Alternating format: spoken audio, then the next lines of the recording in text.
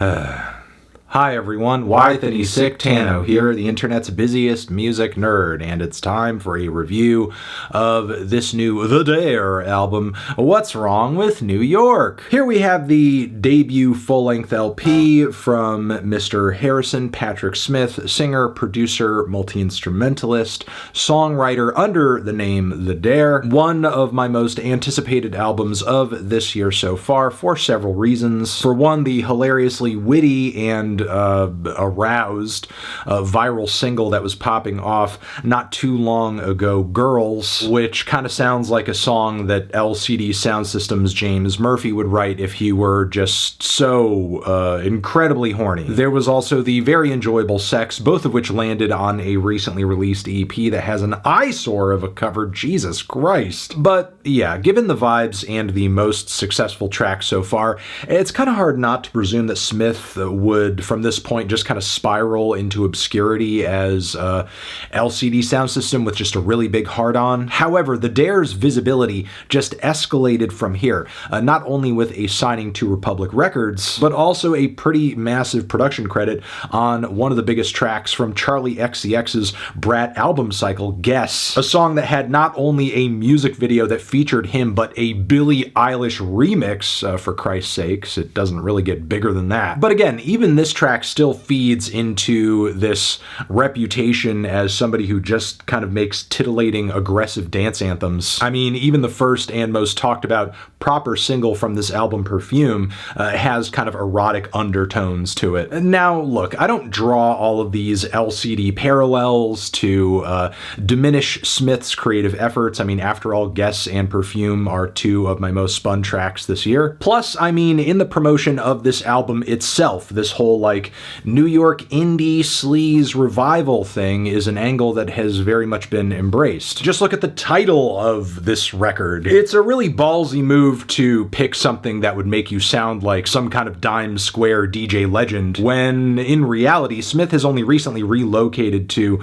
New York as The Dare, when previously he was releasing music under a different artist name in Portland, of all places. Which sure might be a kind of petty thing to highlight, but ultimately I think it does play very significantly into the fact that this whole revival thing here isn't much of a revival at all. Ultimately, the aesthetics, and I think even Smith's understanding of this era of music and where it comes from, why it comes from this place, what inspired it, it doesn't really run that deep. Because, look, an LCD Sound System comparison or parallel in a new artist's music, I think is not a bad thing. I mean, in my opinion, LCD is one of the best bands of the modern era, and I genuinely think James Murphy's songwriting and production style is ripe for a comeback or resurgence of some sort, because it's not just weird spoken word bits over raw and rugged electro beats, as there's also funny and witty cultural commentary in there, and an ocean of ingenious musical Easter eggs and references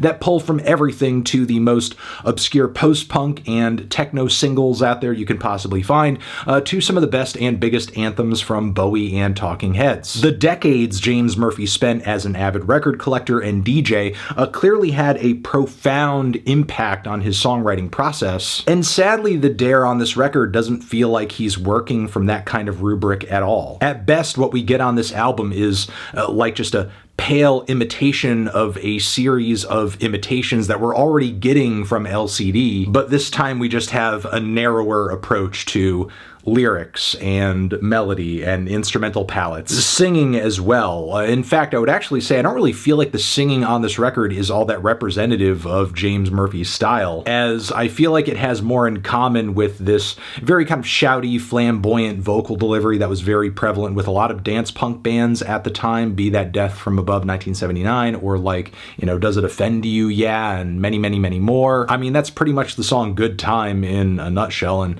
that's handily one of the better tracks here. But I should also say that I don't think Smith shows much vocal versatility beyond this, as he kind of one-dimensionally clings to this singing style for dear life on one track after the next, and stales it out to the point where it kind of serves as a reminder of why this type of singing went out of style in the first place, most notably on You're Invited as well as All Night. But yeah, sadly, as an album, even with this thing being as short as it is, it's not that gratifying thing with just 10 tracks and 27 minutes of runtime.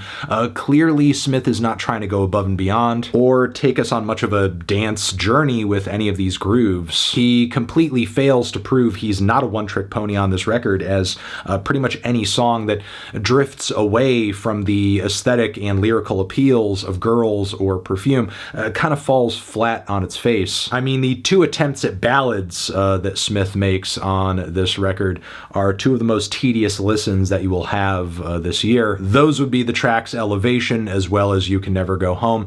I would pull these songs apart, but I feel like in the latter of the two, Smith explains himself why they are so weak. Sometimes I only sing one note.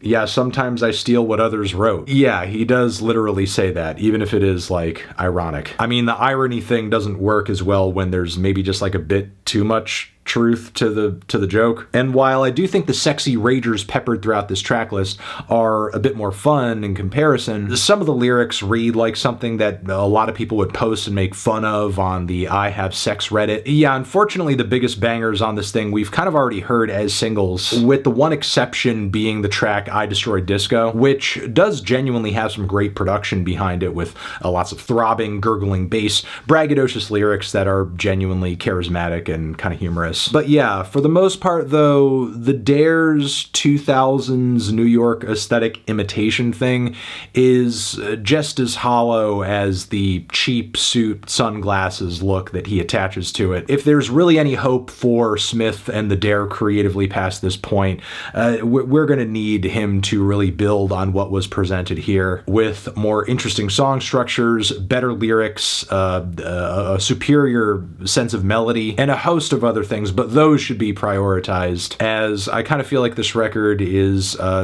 just barely passable but not repeatable outside of a handful of songs, which is why I am feeling a strong 5 to a light 6 on this one. Transition, have you given this album a listen? Did you love it? Did you hate it? What would you rate it? You're the best, you're the best. What should I review next? Hit the like if you like, please subscribe, and please don't cry. Hit the bell as well. Over here next to my head is another video that you can check out. Hit that up, or the link to subscribe to the channel. Anthony Fantano, The Dare, forever.